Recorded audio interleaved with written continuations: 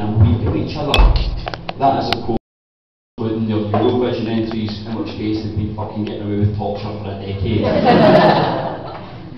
First of all, lone gunman Anders Breivik, dressed as a policeman, ventures round a kids' camp and killed 93 people. That was on the Saturday afternoon. On the Monday afternoon, they had a revised figure of 84 people. How good's that fucking health service? The last time somebody came back from life, they wrote a book about it. I wonder if those kids will have their faces in Easter eggs next year. The following weekend, a polar bear attacks 4 public school boys. For those of you that don't know what public school boys are, it's parents with far too much money who cannot stand the sight of their fucking kids. Just to give you a rough picture. They went on an adventure to study the polar bear within its natural habitat. The polar bear was alright at first, but apparently went crazy, killing one and attacking 3 others. They reckon it might have been bipolar.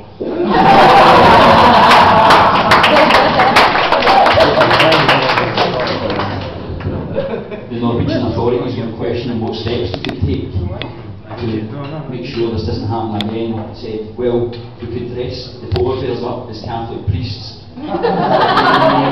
When questioned further on this, the gentleman who was speaking on behalf of the Polar Bear Preservation Society said, well, let's be honest, no one was expecting a polar bear to come in a tent full of kids.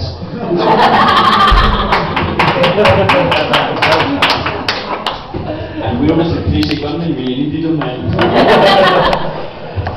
The polar bear story brought back quite a fun memory when a few years ago an environmental campaigner champed on my door looking for some assistance. I'm all for reducing our emissions to CO2 gases. The saying is, we don't inherit the earth from our ancestors, we merely borrow it from our children.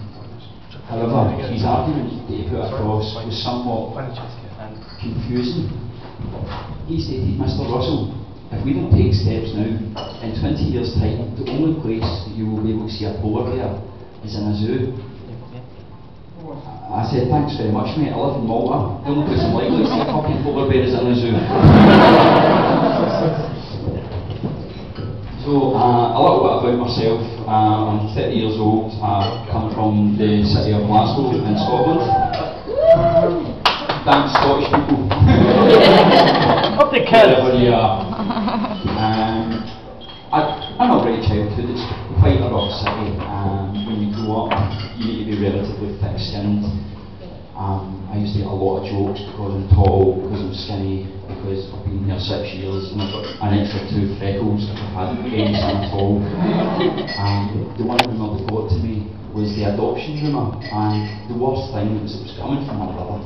And this was a person, not only was he bullying me at school, but he was also bullying me at home as well.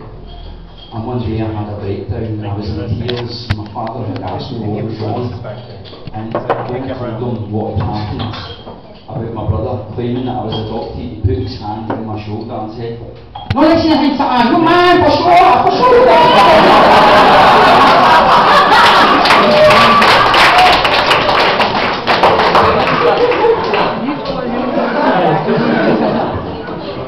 I'm not really adopted. My brother is. Yeah, that's why I didn't answer back these tweets. You used to have a lot of training houses in Glasgow, which is basically where you put the unemployed, the scumbags, the drug addicts, and basically any fuckwit who couldn't afford to pay £20 a month in rent. We knocked a lot of them down. We've got a mass regeneration. Unfortunately, when they built these places, they didn't think things through. They didn't want residents putting their cars in there, and as a result they put boggards up.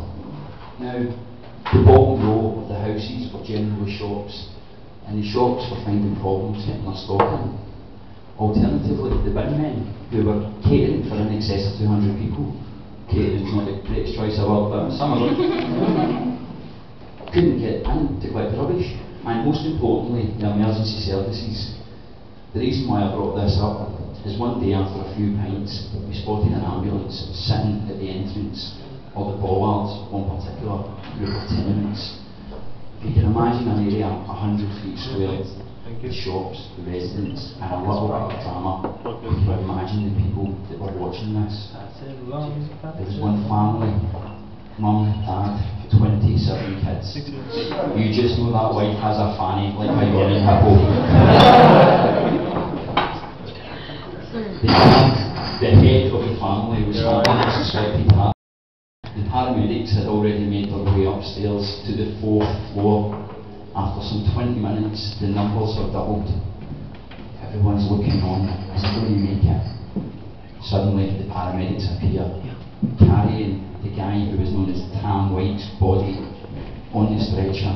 They started to make their way through the crowd. It parted like Moses with the Red Sea. Just as he gets to the very end of the enclosure, they're about 20 feet away from the ambulance. His youngest son runs over, seeing his dad on the stretcher, and went, "Dad! Dad!" He grabbed the paramedic's arm. He didn't wait there, buddy. "Son, what's wrong?"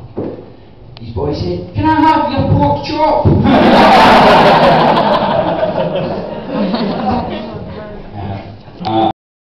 Going back to where I was brought up, we do have, as I say, quite a cruel sense of humour.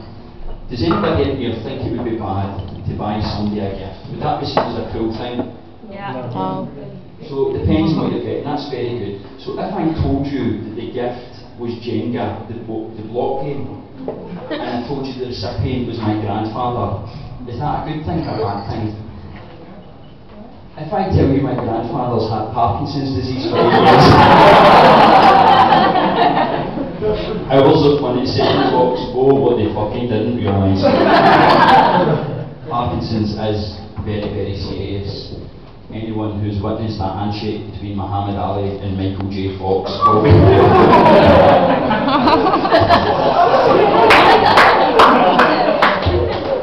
Michael, let go. I'm trying.